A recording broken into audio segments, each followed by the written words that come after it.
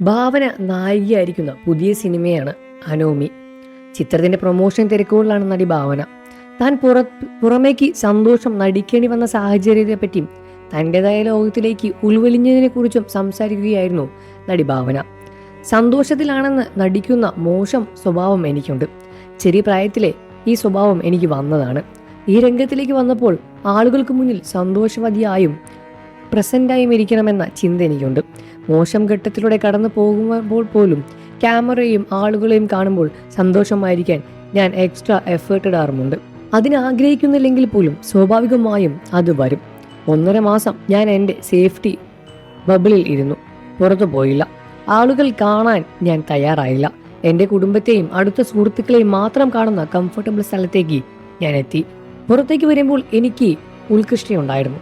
കാറിൽ നിന്ന് പുറത്തേക്ക് വരുമ്പോൾ ഞാൻ വല്ലാതെ മാനസികാവസ്ഥയിലായിരുന്നു. പക്ഷേ എപ്പോഴും ഈ അവസ്ഥയിലിരിക്കാൻ പറ്റില്ല എന്ന് എനിക്കറിയാം. എൻ്റെയും സിനിമയും റിലീസ് ചെയ്യുന്നു.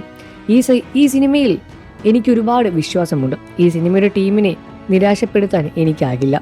ഞാൻ ഒറ്റയ്ക്കല്ല, എനിക്ക് വരാനില്ലെന്ന് പറയാനില്ല.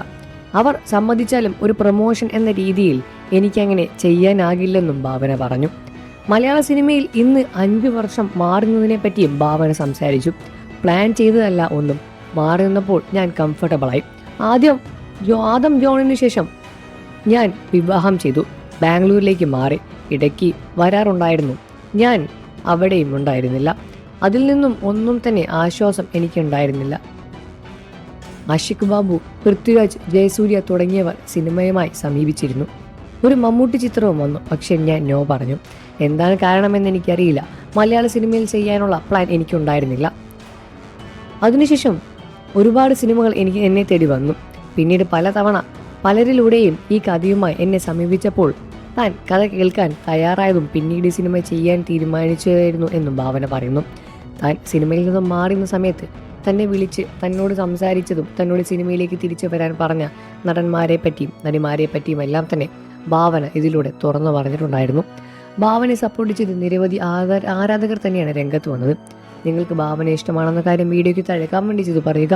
വാർത്തകളും വിശേഷവും എത്രയും പെട്ടെന്ന് അറിയാൻ നമ്മുടെ വീഡിയോ ഒന്ന് ലൈക്ക് ചെയ്ത് ചാനൽ ഇപ്പോൾ തന്നെ സബ്സ്ക്രൈബ് ചെയ്ത് സപ്പോർട്ട് ചെയ്യണേ ഫ്രണ്ട്സ്.